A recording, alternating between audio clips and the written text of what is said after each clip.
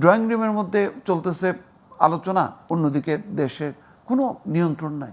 আপনি একটা ভাঙা ফরিদপুরের ভাঙা, আপনি আগের দিন মানে সামরিক বাহিনী সহ সবাইকে প্রস্তুত করলেন যে একদম বিকাল 5টার সময় বেঁধে দিলেন, 5টার মধ্যে যদি অবরোধ না করে তাহলে একদম তছনছ করে দেবেন। পরে আপনি নিজেই তছনছ হয়ে আত্মসমর্পণ করলেন।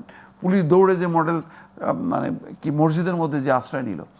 এইরকম এক ভাঙা, এরকম অসংখ্য ভাঙা, আপনি কোথায় পারতেছেন?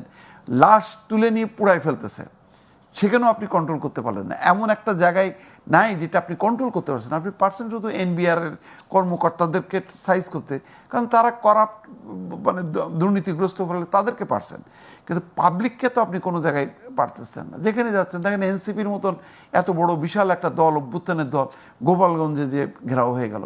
পরে আর্মি যে কোনো রকমে তাদের মানে কিসে কি বলে এটা, ওই জানটার নামটা কি ভুলে গেলাম, সামরিক জানে করে তাদেরকে উদ্ধার করতে হলো। এগুলি তো কেপিসি। তো এটা তো খুব লজ্জাজনক ব্যাপার। তাহলে পরিস্থিতি ডেটোরেট করতেছে, আইন শৃঙ্খলা পরিস্থিতির কোনো উন্নতি নেই। আপনি দেখেন ঢাকার সমস্ত থানাগুলো ব্যস্ত কি ঝটিকা মিছিল কোথার থেকে বেরোয় সেগুলো নিয়ে অস্থির তারা। ঝটিকা মিছিলের পিছনে দৌড়াবে নাকি আইন শৃঙ্খলা পরিস্থিতি নিয়ন্ত্রণ করবে? তা একের পর এক। আর পুলিশ আপনি প্রতিদিন দেখবেন যে পুলিশের 10 জন অবসরে, সাসপেন্ড, বরখাস্ত।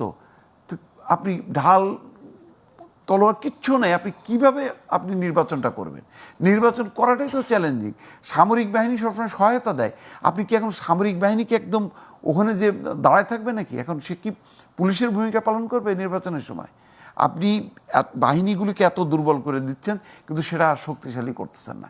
তো বিপদটা বুঝতে পারতেছে না সরকার, ভালো মতনই বিপদ বুঝতে পারতেছে। কোনো জায়গায় আপনি অর্থনীতি বলেন, দেখেন এখন নেপাল, শ্রীলঙ্কা, ভুটান সমস্ত জায়গায় হলো জিনিসপত্রের দাম কমছে। আমাদের জিনিসপত্র আপনি বলতে পারেন যে মানে দ্রুত মানে লাভ দিচ্ছে না, কিন্তু আপনি তো নামছে তো না, কমছেন তো না। তাহলে আপনি সফল কোন জায়গাটায় যেটা নিয়ে আপনি খুব গর্ব করবেন? আপনি লুটপাট ঠেকাইছেন, সেটা তো আর মানুষ তো চাইবে, তো সে তো মানুষ তো কখনো লুটপাটের সঙ্গী না। মানুষ চাইবে তার স্বাভাবিক জীবনযাপন, তো সেইটা তো পাইতেছে না। আপনি লুটপাট ঠেকাইছেন, কিন্তু সেই সুফলটা তো মানুষ তো পাইতেছে না। সব মিলায় পরিস্থিতির কারণে আমার কাছে মনে হচ্ছে যে বিএনপি যদি তার দাবিতে অটল থাকতো ডিসেম্বরে, তাহলে সরকার বলতো যে না, ডিসেম্বরে নির্বাচন হবে। কেন যে এই লন্ডন চুক্তি করলো আমি এটা বুঝলাম না আর কি। দেখেন এখনও 5 মাস কি 6 মাস বাকি। এই 6 মাস ধরে মানে টানা কঠিন ব্যাপার। আর আপনি এই নিরসনটা করবেন কিভাবে? আন্দোলন যখন শুরু হয়ে গেছে, আপনি এটাকে কি করবেন?